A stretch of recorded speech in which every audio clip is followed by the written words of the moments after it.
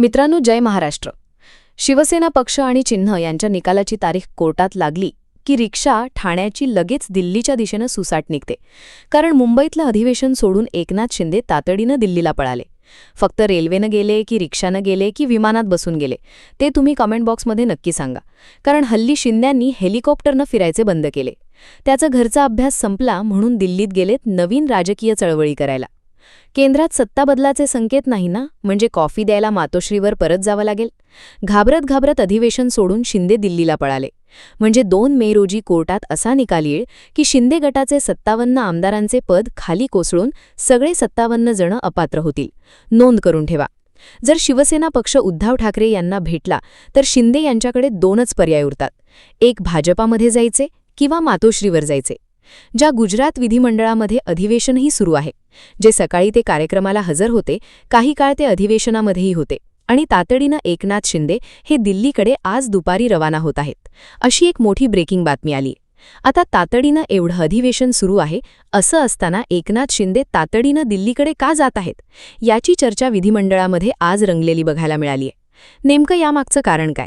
कारण असंही समजते की एकनाथ शिंदे दिल्लीमध्ये अनेक मोठ्या नेत्यांच्या भेटीगाठी घेणार आहेत. एक लक्षात घ्या, जेव्हा जेव्हा एकनाथ शिंदे हे नाराज होतात तेव्हा ते साताऱ्याला आपल्या दरेगावामध्ये जातात आणि जेव्हा जेव्हा राज्यामध्ये राजकीय काही मोठी घडामोड घडणार असते तेव्हा एकनाथ शिंदे हे दिल्लीला गेलेले असतात किंवा ते दिल्लीला जातात. आता देखील ही चर्चा सुरू झालीय की एकनाथ शिंदे तातडीनं दिल्लीला का जात आहेत, यामागचं कारण काय आहे? अशी कोणती घटना घडणार आहे राजकीय की ज्यामुळे एकनाथ शिंदे दिल्लीला जात आहेत? आता यातलं कोणतंही कारण अजूनही समोर आलेलं नाही. फक्त एवढंच समजलेलं आहे की एकनाथ शिंदे काही महत्त्वाच्या राजकीय नेत्यांच्या भेटीगाठी घेणार आहेत. पण एकदम अचानक भेटीगाठी याचं कारण तरी काय आहे? सिलसिला तरी काय आहे? आता यातले शक्यता म्हणून जर आपण काही 2-3 शक्यतांचा विचार केला तर पहिली शक्यता म्हणजे विधान परिषदा, ज्या आत्ता जवळ आहेत, मग पुढील महिन्यामध्ये ते होतील. त्या दृष्टीनं एकनाथ शिंदेंची ही दिल्लीवारी आहे का, याकडेही आपल्याला लक्ष ठेवून राहावं लागणार आहे. तसंच एक म्हणजे या घडामोडींचा तसा अर्थार्थी संबंध नाहीये, पण राजकारणामध्ये काहीही होऊ शकतं असं जेव्हा आपण म्हणत असतो तेव्हा एक लक्षात घ्या की सध्या संजय राऊत आणि आदित्य ठाकरे यांच्यामध्ये काही फारसं शक्य नाहीये. म्हणजे राज्यसभेचा उमेदवारीवरूनच आदित्य ठाकरे आणि संजय राऊत यांच्यामध्ये बिनसले अशा बातम्यासुद्धा गेल्या 2-4 दिवसांमध्ये बाहेर आलेल्या आपल्याला बघायला मिळाल्या असतील. तुम्ही बघितल्या असतील, वाचले असतील. त्यामुळेच संजय राऊत नाराज आहेत. संजय राऊत या कदाचित शिवसेनेला सोडचिठ्ठी देतील अशी चर्चाही रंगलीय. याच्यामध्ये मला तरी काही फारसं तथ्य वाटतंय असं नाही, पण काही सांगता येत नाही. त्यामुळे या पार्श्वभूमीवर मी हेही ताबीन बघण्याचा प्रयत्न केला की संजय राऊत दिल्लीत आहेत का, कारण ते अनेक नेत्यांच्या भेटीगाठी घेणार आहेत. संजय राऊत खासदार आहेत आणि संजय राऊत दिल्लीत असतात, त्यांचे वास्तव्य दिल्लीत असतं. त्यामुळे तोही मी प्रयत्न केला की तिथून काही आपल्याला सुगावा मिळतोय का. पण संजय राऊत नेमके काल परवापर्यंत दिल्लीमध्ये होते, पण आज ते मुंबईमध्ये आहेत.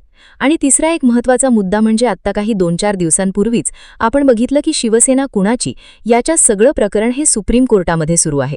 अगदी 3-4 दिवसांपूर्वीची तारीख पडलेली होती सुनावणीची, पण त्यावेळेला सुनावणी झाली नाही. अगदी 5 मिनिटांमध्ये काही 2 वकिलांमध्ये चर्चाही झाल्या. न्यायाधीशांच्या बरोबर कपिल सिब्बल असं म्हणाले की मला माझी बाजू मांडायला 2 तास लागतील. त्यावर न्यायाधीशांनी त्यांना आपल्याला 1 ते 1.5 तास आम्ही देऊ शकू असंही सांगितलं. पण याबाबतची सुनावणी आहे ती पुढच्या आता महिन्यांमध्ये ढकलून जून या महिन्यामध्ये ढकलण्यात आलेली आहे.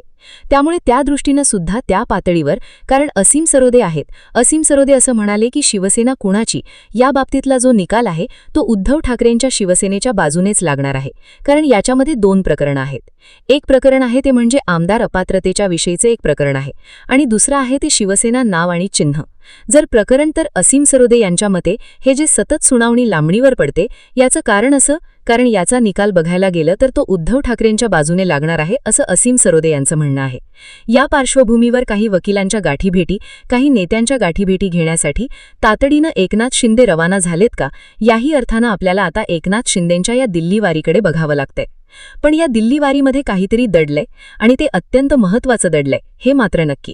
कारण आज दुपारपर्यंत एकनाथ शिंदे हे मुख्यमंत्र्यांच्या बरोबर होते. ते एका कार्यक्रमामध्ये सहभागी झाले.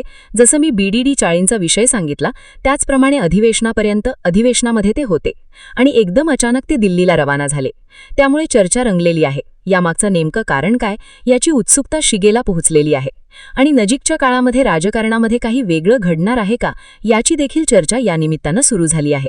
पण आपण एकनाथ शिंदेंच्या या दिल्ली वारीमध्ये काय नेमकं दडले, काय गूढ आहे हे शोधण्याचा आणि त्याचे अपडेट्स जसे आपल्यासमोर येतील तसं तुमच्यासमोर ते मांडण्याचा प्रयत्न आपण नक्की करू.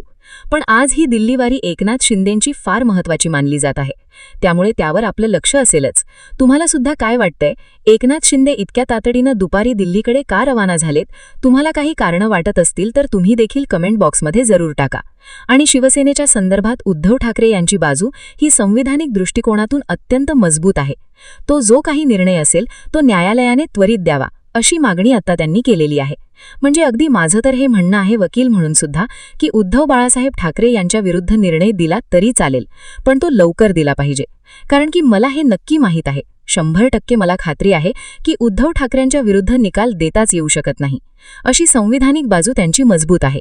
आणि जरी काही निर्णय झाला तरी ती कारण मीमांसा असून त्याच्यातून लोकांना कळू द्या की कशाच्या आधारे निकाल झालेला आहे.